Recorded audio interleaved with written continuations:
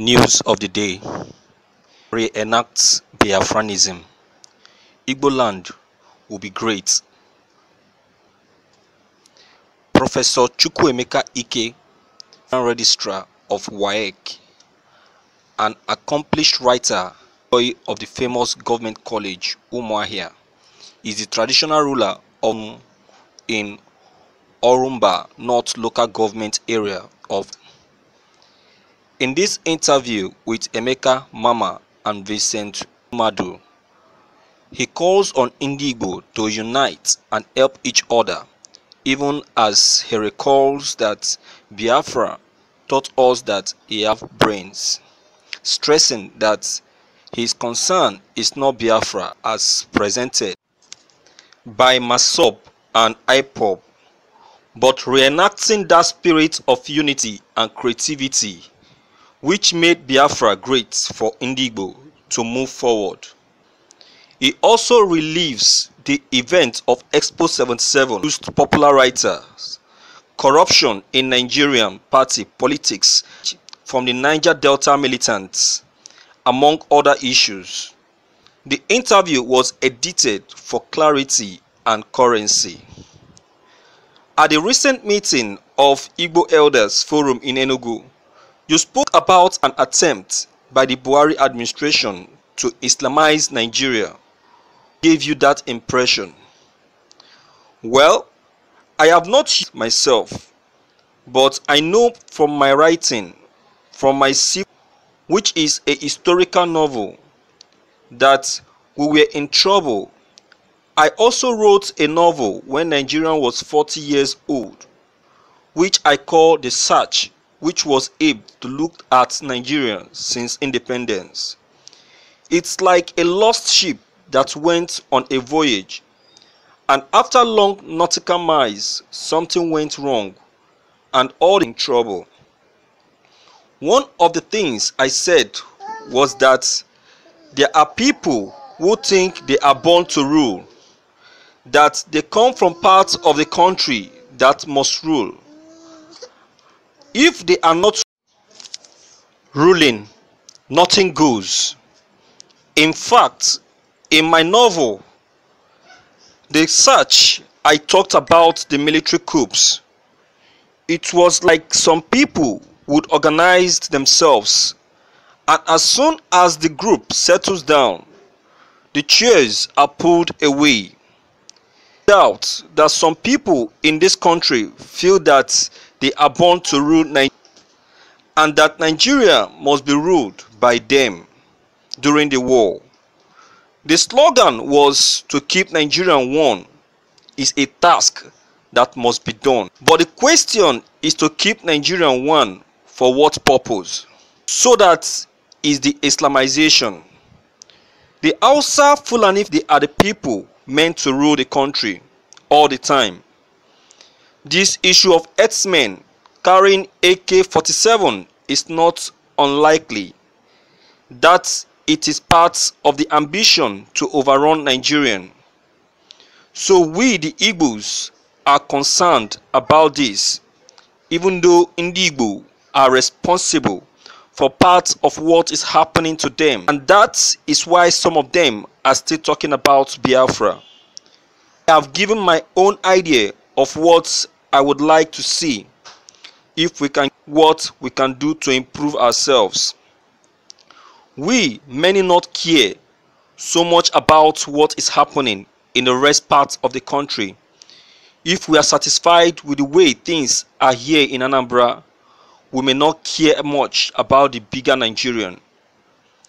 It may almost be irrelevant if we get things properly organized. Is it not a problem of leadership? Where is Igbo leadership? Can one person that can lead? We are in Igbo leaders of thought, because a number of us come together views from time to time. But the problem really is, can you get them to stay together and identify their problems and deal with them? That is one problem we have. That is why I said that if we could see ourselves as problem and choose our leadership properly, we can begin to make that if Igbo and Yoruba can come together, the North will join us strong nation. But Igbo and Yoruba don't come together. That is the problem the Middle Belt is also having. At a time, they wanted to team up with us, but somehow it didn't work out. The Yoruba came together at some stage under the late Chief Obafemi Awolowo, but it was not easy for Igbo to do that during the Zik. Anyway, let not disgrace because I am not a politician, but my worry really is that easy for us to stay together. I was at Agala when the late Chief Christian Ono came to talk about the creation of Wawa State. He said about the rest of us were surprising. I sat on the panel for the Anambra State University of Science and Technology, now Enugu State University of Science and Technology, at a time, and I knew what the experience was like. So that is why I say we should concentrate on Anambra State, and if we succeed, it will help to ginger others on the need to be united. We share the same culture and tradition, and I don't see why we cannot join hands to improve our fortunes. So I advocate that we should start develop, and when we see progress here and there to come together, we should not be struggling to kick each others out. Is there no possibility of people together to work out developing the area? Well, but really I have decided to concentrate on for all states, Igbo land, and if we are likely to get a good large ideas, a proper direction involved. What is the position of Biafra in all this? My concern is that Biafra, but Biafranism, we should try and reenact those things that made us great in Biafra. There was an article in News of the World in 1968 entitled Biafra Possibilities. That was only 1 year after the Civil War started, and they had seen what was emerging, and they were concerned about it. This Biafranism was what they destroyed after the war, because they did not want to see that anything good came out of Biafra. And that is the kind of spirit I really want us to reenact. If we can do it in Anambra State, in Enugu State, in Abia State, Igbo land will become great again. If we do that, we will have a force collectively. Biafra taught us that we have brains. Not that it brought something new, but it showed that we had all along failed to realize what we had. If we involve the spirit of Biafra again, things will change. I always use petrol to illustrate this. Before Biafra, Nigeria had been brainwashed by the Western that crude oil refining is capital intensive and technologically advanced for the developing nations. They gave us the impression that it was beyond us and we are buying off our crude oil. Then, when Biafra lost Port Harcourt and lost the refinery, we were faced with a challenge. You put the war without petrol. So Biafra scientists began to this crude oil refining, what is in it? Is it not boiling the crude oil to a certain temperature and boil that to another higher temperature? Before long, we had our own refineries had to control refining. All that Biafra needed at the of the war was additive. I had said it somewhere. The people of Niger Delta have a message which no one wants to listen to. They have made us to know that you don't have to be a superhuman to refine crude oil. So they are doing it with what they have, and nobody is listening to them. We are talking about spending trillions to produce refined oil, But these chaps are telling us that they can do it and save the country so much money. We have crude oil in Anambra, although I don't know what they are doing now, but one area we can show our capability. That crude oil is one area, but there are many other areas we can excel. For instance, we can also excel in the manufacture. I tell you a story of a professor of physics, an Igbo chap who is one of the most efficient physicists of his time. We had run from Asuka to Enugu because of the war. I saw two of beer, and this is not a kind of man you would associate with. Yeah. I called him and said, "Man, what is the matter?" He said he had taught all sorts of courses, including nuclear power, but he had never imagined himself being able to launch a rocket. But that day he launched a 4-foot rocket. It was small but something great. Of course, Biafra later went into launching rockets and anti-rockets. And of course, no Ogbunigwe was the known warhead Biafra produced. There were many other things.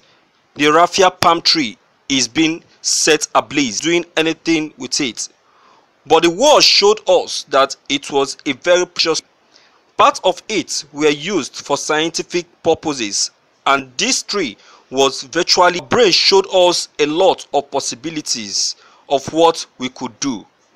At the end of the war, I talked with Ukpabi Asuka, who was the administrator of East Central. In fact, he made me chairman of the committee for the reopening of Niger Asuka, and I told him he must do something to encourage our people. When I was appointed chairman of the committee to reopen University of Nigeria, there was a LT call who was asked to take us to Nsukka to tell the vacate the campus because the university was used as an army. In those days, we had a borehole serving the university and engineers from Lagos to repair it, and after working on it 2 weeks, they proclaimed the borehole dead. We were using tanker to go several miles away to bring water to serve the university, but with the spirit of Biafra, I called Professor Gordian Ezekwe, who was a member of my committee, and reminded him that he was head of the research and production in Biafra, and that he must do something to give the university water. Within 2 weeks, water flowed in the university. He knew that couldn't take no for an answer, and he took the challenge and found an answer to it. That spirit of Biafra is gone because, as I said, General Obasanjo ensured that people should believe that nothing good came out of Biafra. Talk about manufacturing military hardware. I believed that come together and reenact that spirit of Biafra, we will be self-sustained and we won't care about what is happening in other parts of Nigeria. Thank you viewers for listening to this news patiently. As the professor has earlier said, personally I think Biafrans should listen and concur with the opinion of the professor, because what Biafra needs right now is one voice. I think Biafrans need to speak in one voice, listen to themselves in one voice. They need to work together and see that of coming together is achieved.